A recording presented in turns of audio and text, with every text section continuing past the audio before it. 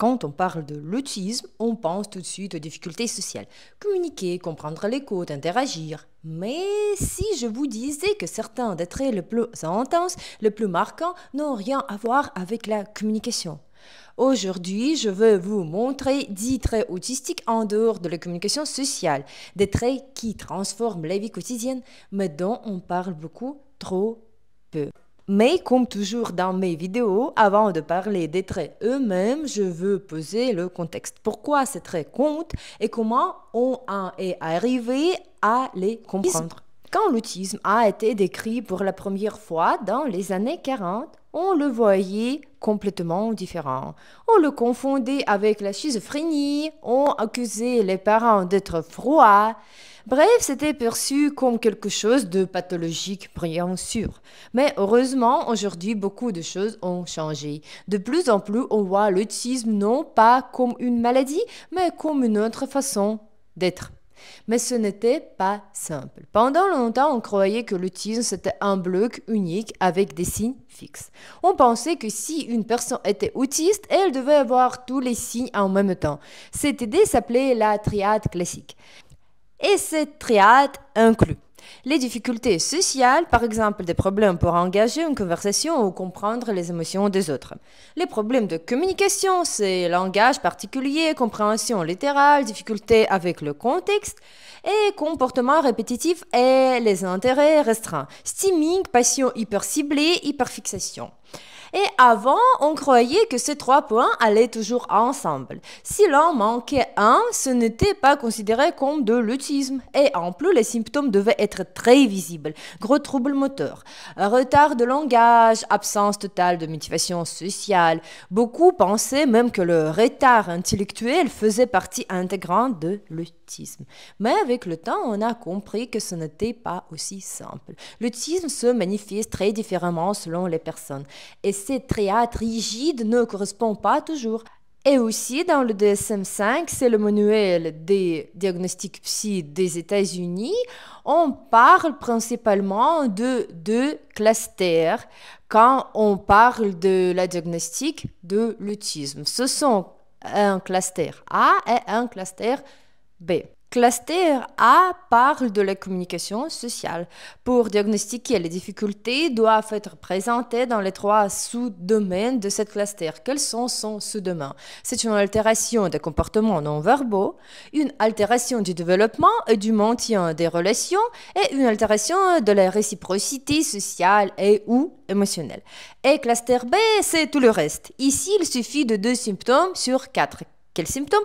Mouvement répétitif et stimming, alignement d'objets, rigidité cognitive, dépendance à la routine, difficulté de flexibilité, intérêt spécifique, hyperfixation qui capte complètement l'attention, et particularité sensorielle, hyper ou hyposensibilité et réaction inhabituelle. Donc, avoir juste des difficultés sociales ne suffit pas. Si quelqu'un n'a que ça, c'est autre chose, c'est le trouble de la communication sociale ou pragmatique.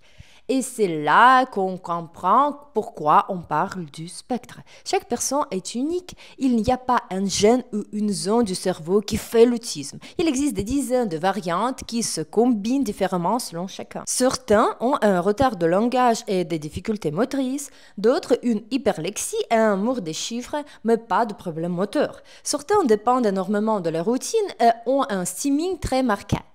Tous sont autistes, mais leurs profils sont différents. Et c'est ça le spectre. L'autisme n'est pas un modèle unique, c'est un immense éventail de combinaisons et de formes de manifestations. Et pourtant, les recherches montrent que ces dimensions peuvent exister de manière relativement indépendante. Et dans ce contexte, il existe même des théories qui expliquent cette indépendance des clusters. Aujourd'hui, le plus intéressant, c'est ce qu'on appelle la triade fractionnée. Elle dit que ces dimensions ne sont pas forcément collées les unes aux autres. Elles peuvent exister de façon partiellement indépendante. Par exemple, une personne peut avoir des intérêts très spécifiques, une rigidité énorme dans ses routines et une hypersensibilité sensorielle, mais être plutôt à l'aise dans les interactions sociales. À l'inverse, quelqu'un peut avoir beaucoup de mal dans les communications sociales sans forcément avoir des passions obsessionnelles ou de comportements répétitifs très visibles. Ce que ça veut dire, c'est que l'autisme n'est pas un bloc monolithique où tous les traits vont toujours ensemble. C'est une mosaïque de dimensions qui peuvent varier en intensité d'une personne à l'autre. Et ça explique pourquoi deux personnes autistes peuvent sembler presque opposées alors qu'elles partagent pourtant le même diagnostic. Et c'est aussi ce qui ouvre la porte au concept de neurocomplexité. Chaque profil est une combinaison unique de dimensions avec ses propres équilibres et ses propres défis. Mais avant de parler de la neurocomplexité, je voudrais vous rappeler qu'en fait, j'écris beaucoup sur l'évolution des regards sur l'autisme, sur l'évolution des critères diagnostiques et sur les recherches génétiques autour du TSA dans mon guide.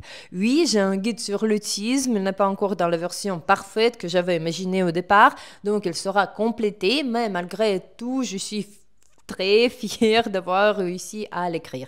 Naturellement, je l'ai d'abord écrit en russe, mais j'ai décidé qu'il valait aussi la peine d'être traduit en français. Malheureusement, il existe encore très peu de bons matériaux sur l'autisme, sans stéréotypes ni vision pathologisante des passés. Et j'ai eu envie de contribuer à changer un peu les situations.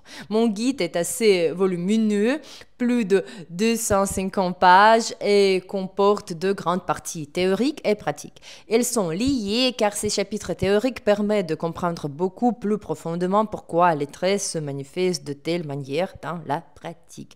Et si vous souhaitez en savoir plus sur les différentes théories du TSA, sur la théorie de la triade fractionnée et d'autres concepts, mon guide est à votre disposition. Le lien se trouve dans la description. Et alors, en revenant au thème principal de notre vidéo, le problème, c'est que malgré tout le progrès théorique et pratique sur l'autisme, la vision du diagnostic reste encore très dogmatique.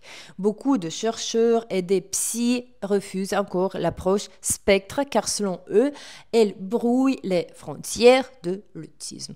On ne sait plus très bien où passe la ligne entre des traits qui existent mais restent discrets et ceux qui suffisent à poser un vrai diagnostic. Certains pensent même que le spectre prive de soutien ceux qui en ont vraiment besoin. Les formes les plus lourdes, on dit. Mais ces défenseurs du dogme oublient une chose essentielle. Des milliers de personnes à la périphérie passent entre les mailles du filet. Elles ne sont pas assez normales pour fonctionner facilement, mais pas assez autistes pour obtenir un diagnostic officiel.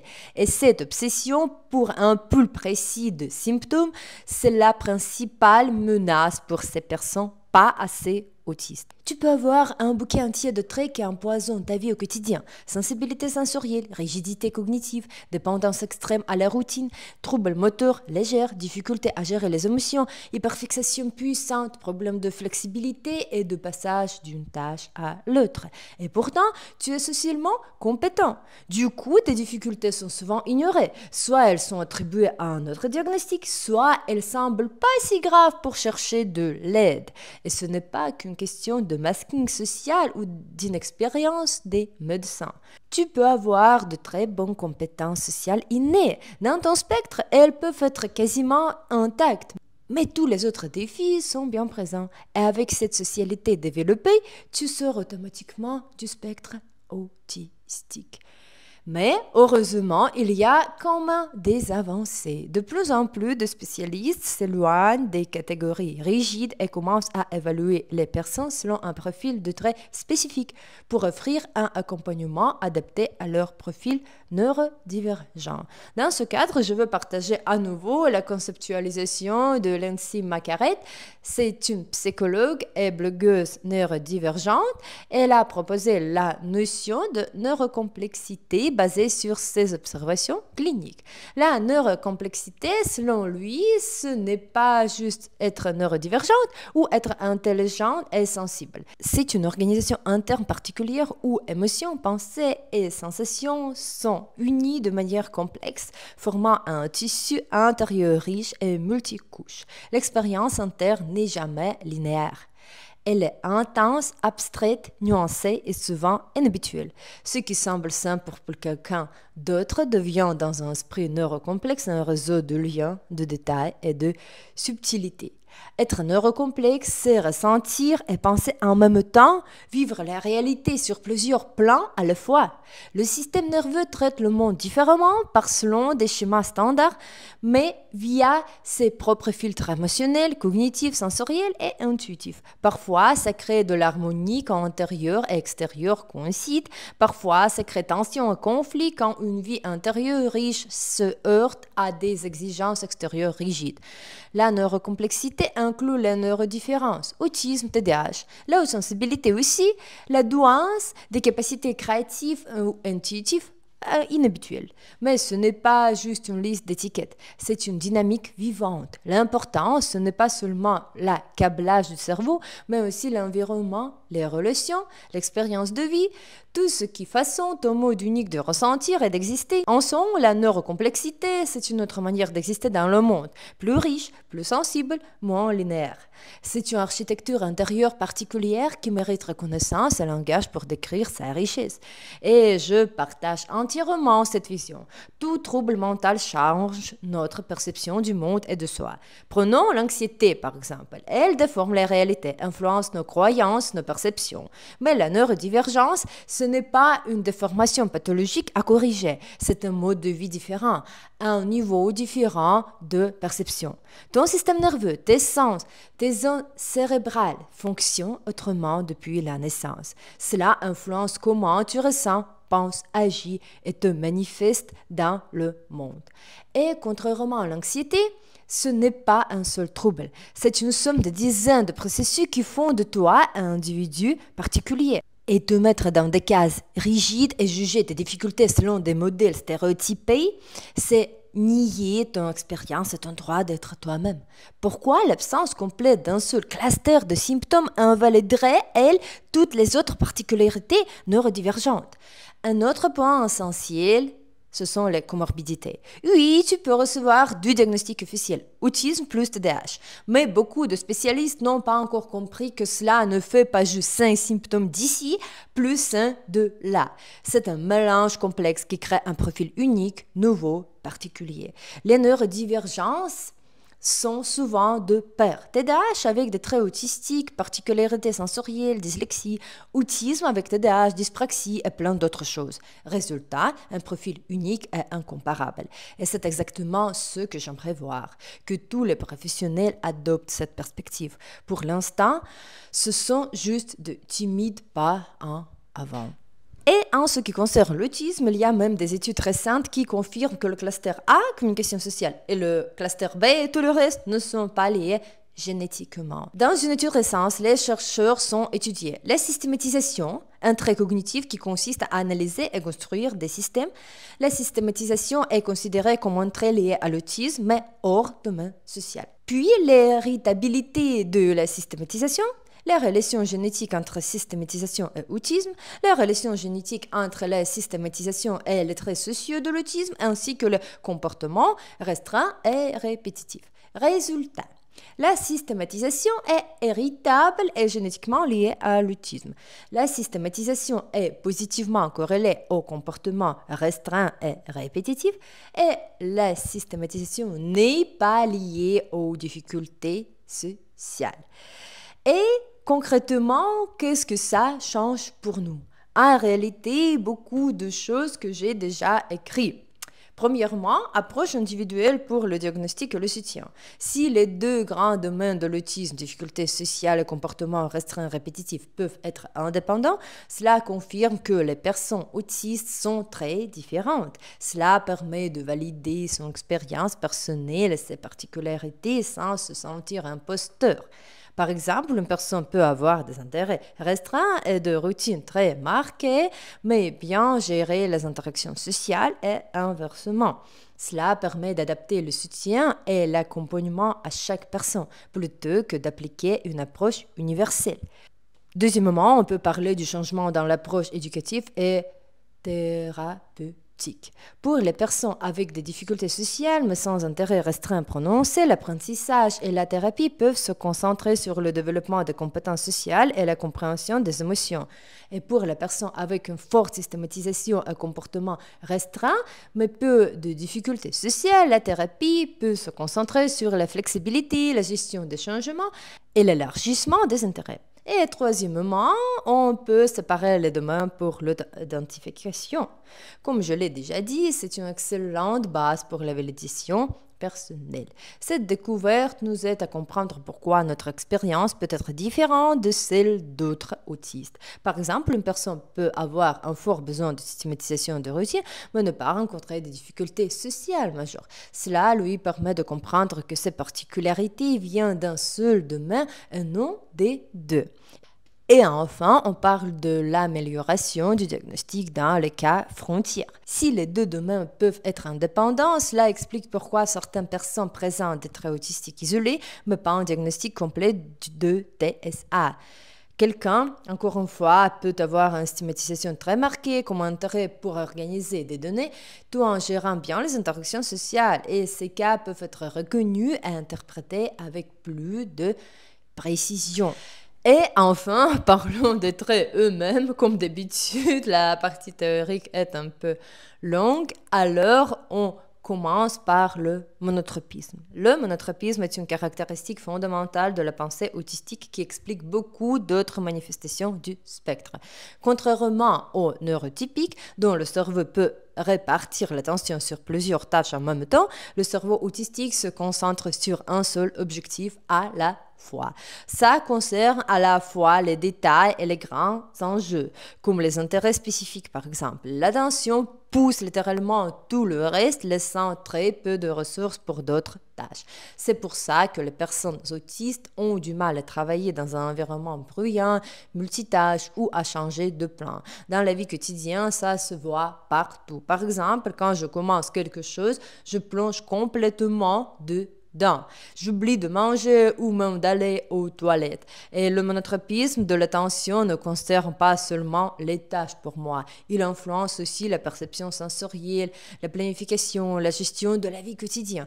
Pour moi, il n'y a qu'une seule direction possible à un moment donné. Par exemple, si je dois changer de travail, cette tâche m'absorbe entièrement. Je ne peux plus être mère, épouse ou m'occuper de mes loisirs.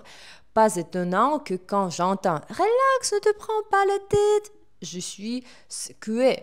Ça ne fonctionne pas comme ça pour moi. Et oui, j'ai une vidéo complète sur le monotropisme si ça vous intéresse. Et alors, la trait deuxième, c'est une inertie autistique. Ce trait est étroitement lié au monotropisme.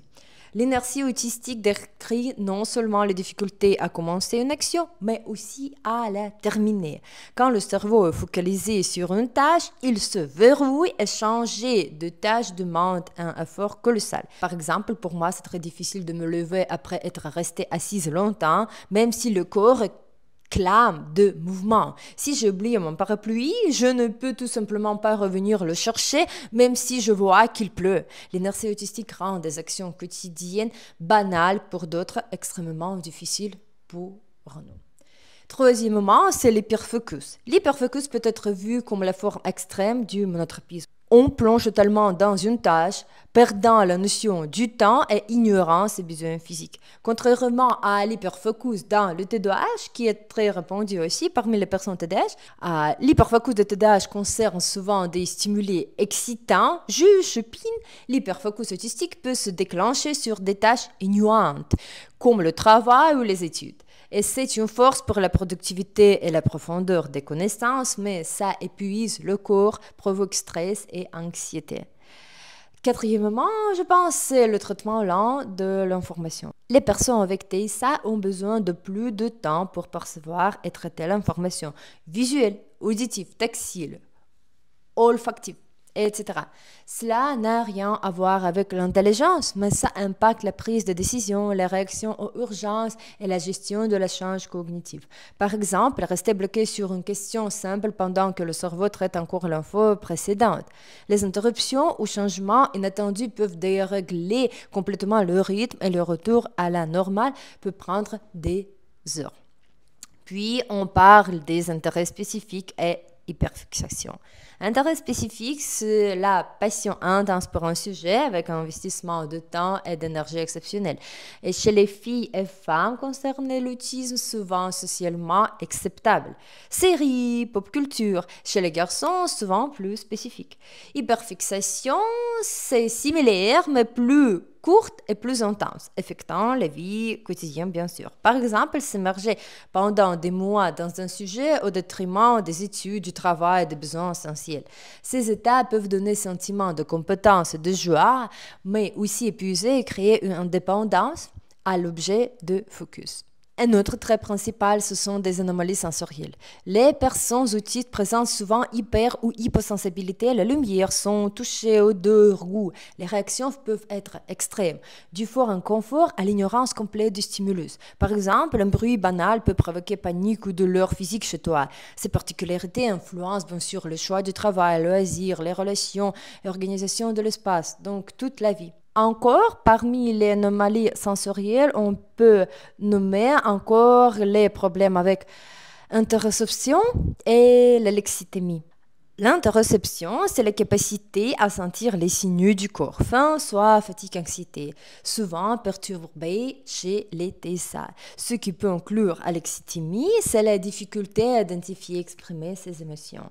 Conséquence, ne pas percevoir ses besoins physiques ou émotionnels, réaction inattendue, explosion de colère sans cause apparente. Et un peu de statistiques, un autiste sur 5 est touché par l'alexithymie. Puis, on parle de dyspraxie aussi, comme l'anomalie sensorielle. Dyspraxie, c'est le trouble moteur affectant mouvements fins et globaux. Et jusqu'à 60% des gens autistes présentent une dyspraxie. Comment ça manifeste? Par maladresse, difficulté à écrire, utiliser des outils, accomplir tâches quotidiennes, cuisiner, coiffurer, ouvrir les portes par les clés, etc. Du coup, moi, j'ai la dyspraxie, donc pour moi, c'est très difficile de me maquiller, de prendre du vélo, de descendre les escaliers. Du coup, c'est un impact très fort sur mon autonomie et confiance en moi parce que je pense que les gens qui voient mon maladresse, ma maladresse, alors, qui voient que je suis maladroite, ils pensent que je suis très stupide. Donc, c'est tout. Une autre chose très répandue parmi les gens autistes, c'est une dépendance à la routine et rigidité cognitive. Les personnes autistes ont besoin d'une routine stable car les changements imprévisibles provoquent stress et surcharge chez nous. Liées à la rigidité cognitive, ce sont les difficultés à changer de tâche ou planifier autrement. Et la rupture de routine finit par les émotions intenses, l'anxiété et même l'inconfort physique. Un autre trait particulier, mais très répandu chez les personnes neurodivergentes, c'est la hypersensibilité du système nerveux et fenêtre de tolérance étroite. Qu'est-ce que cela veut dire? Une sensibilité accrue aux signaux internes et externes entraîne fatigue rapide et stress chez nous. Par exemple, surcharge dans un environnement bruyant, journée multitâche épuisante, réaction forte à l'inattendu. Alors, en général, chez les neurotypiques, la fenêtre de tolérance est large. Qu'est-ce que cela veut dire? On peut sortir de l'équilibre et y revenir facilement. Chez les neuroatypiques, tout petit événement peut déséquilibrer le système nerveux et revenir à l'état normal est très difficile. La tension interne devient constante. Et c'est pourquoi nous, les personnes neurodivergentes, sont toujours dans un mode hyperactivé, sont toujours très nerveuse, très stressée parce que notre système nerveux fonctionne comme ça, donc il n'est pas balancé et un seul changement dans notre routine, un seul déclencheur très très petit peut nous plonger dans l'état hyperactivé, hyper stressé et nous ne pouvons pas revenir dans un état stable. Et c'est d'où viennent les dépressions, le burn-out chronique et beaucoup d'autres choses très désagréables pour les neurodivergents. Et le dernier trait pour aujourd'hui, c'est le dysfonctionnement exécutif. Ce trait regroupe plusieurs traits. Ce sont les difficultés à planifier, organiser, distribuer ses ressources. Par exemple, préparer un repas, passer un nouveau projet ou changer l'ordre des actions peut être très difficile. Les dysfonctions exécutives sont liées au monotropisme, inertie et hyperfocus, amplifiant leur impact sur la vie quotidienne. En fait, les dysfonctions exécutives sont considérées comme les principales marquées du TDAH, mais elles se retrouvent aussi chez les personnes autistes. Il existe même une théorie des dysfonctions exécutives qui tente d'expliquer l'autisme, mais bien que ce soit sans grand succès, je pense. Voilà, en réalité, les 10 traits principaux, les descriptions sont assez superficielles, mais c'est parce que la partie théorique est très longue. Et je rappelle cependant que j'ai des vidéos détaillées sur certains sujets, par exemple sur le monotropisme. J'y parle également des dysfonctions exécutives et j'ai aussi récemment publié une vidéo détaillée sur les anomalies sensorielles. Et du coup, je parle très profondément de chaque de ces traits dans mon guide selon la vue théorique et pratique. Bien sûr, nous parlons comment ces traits se manifestent dans la vie quotidienne et comment on peut nous aider nous-mêmes et nos proches de vivre avec ces traits plus facilement dans le monde neurotypique. Donc, bienvenue dans mon guide si vous êtes intéressé. Et pour conclure, je voudrais vous rappeler que tous ces traits, aussi différents soient-ils, ne sont pas des défauts. Ils sont simplement les facettes d'un fonctionnement neurologique unique, d'une façon d'être dans le monde qui ne correspond pas aux normes neurotypiques, mais qui a ses cohérences, sa profondeur et sa valeur, bien sûr. Comprendre ces caractéristiques, c'est apprendre à valider son expérience, à reconnaître ses forces et ses vulnérabilités et surtout à s'autoriser à exister pleinement dans toute sa complexité. Chaque personne autistique, chaque profil neuroatypique est une combinaison unique de traits et d'expériences. Et c'est cette diversité, cette richesse de la perception, de l'attention et de l'expérience intérieure qui rend le spectre si vaste et si fascinant. Reconnaître et accepter cette complexité, c'est non seulement mieux comprendre les autres, mais aussi mieux se comprendre soi-même.